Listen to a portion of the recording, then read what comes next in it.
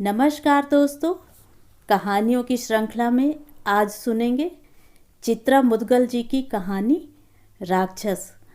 लेकिन उससे पहले मेरा आपसे विनम्र अनुरोध है कि अगर मेरे द्वारा सुनाई हुई कहानियाँ आपको अच्छी लगती हैं तो मेरे चैनल को सब्सक्राइब ज़रूर करें, लाइक करें और अपने दोस्तों और परिचितों में शेयर भी करें। बेल आइकन दबाना बिल्कुल भी ना भूलें। आज सुनिए राक्षस। उसने भरी भरी आंखों और आतंकित हृदय से बाबूजी की ओर देखा। बाबूजी के हाथ में उनकी कोल्हापुरी चप्पल थी जो बड़े भैया के ऊपर निर्ममता से तड़ातड़ बरस रही थी। हरामखोर, दिन भर आवारागर्दी करने के अलावा कोई और काम धंधा है तुझे? खून पिलाकर पाला, बीकॉम करवाया कि तू किसी काबिल बनेगा तो हमारे दिन बहुरेंगे, मगर तू ऐसा कुलबोरन निकला कि शराब पी पी कर साली पुश्तें लील रहा है। क्या सीखेंगे तेरे लक्षणों से ये छोटे छोटे भाई बहन? निकल घर से इसी दम, राक्षस कहीं का। माँ बीच बचाव करने दौड़ी। क्या करते हो जी?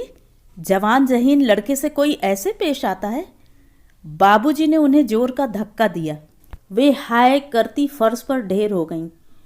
भैया जैसे जिस हालत में थे दरवाजे से बाहर हो गए। माँ उन्हें रोकने दौड़ी किंतु बाबूजी ने डपट दिया। मरने दे सत्यानाशी को, ऐसी औलाद से बे औलाद भले।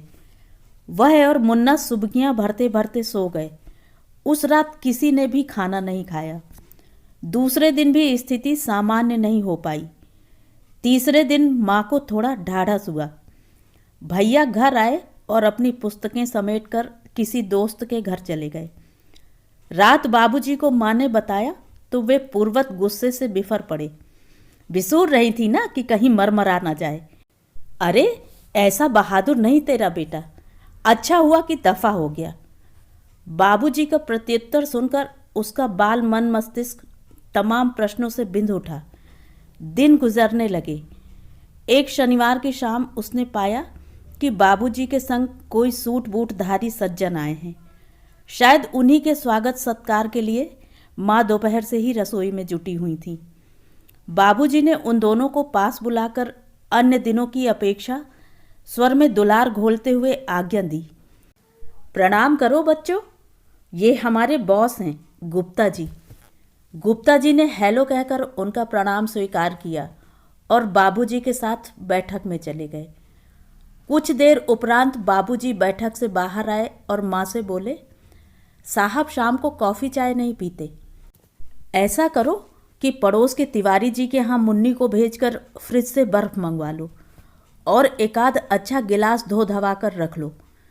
फिर एकाएक उसकी ओर मुखातिब होकर बोले, इधर तो आओ बबलू। वह उनके पीछे पीछे अलमारी तक गया। बाबूजी ने अलमारी खोली और उसके हाथ में 50 का पत्ता थमाते हुए खुसफुसाए, मुस्तैदी से आराम वाइन शॉप चला जा। चक्की की बगल वाली दुकान है और कहना कि एक ओल्ड मॉक रम की बोतल दे दे। जा लपक के। माँ से झोला ले और सुन, यह जा वह लौट, समझा? दुकान समझ में आ गई ना? सुनकर वह अटपटा उठा। यह बाबूजी क्या कह रहे हैं? उससे बोले बिना रहा ना गया। वो तो शराब की दुकान है बाबूजी। शराब नहीं तो क्या मैं तुझे गंगा जल लाने भेज रहा? उसे आगे ठेलते हुए बाबूजी उसकी धृष्टता पर गुर्राए। नाम नहीं भूलना, ओल्ड मॉकरम। मगर किसके लिए? वह अपनी जिज्ञासा दबा नहीं पाया। साहब के लिए। साहब के लिए? क्या साहब राक्षस हैं? तड़ाक! बाबूजी का करारा चांटा उसके गाल पर पड़ा। अब्बे उल्लू के पट्टे, राक्षस कहता है उन्हें? अरे वे हमारे बॉस हैं, बॉस, हमारे अन्नदाता। बाबूजी ने दांत किटकिटाए। तो ये थी कहानी। कहानी आपको कैसी लगी कमेंट करके ज़रूर बताएं।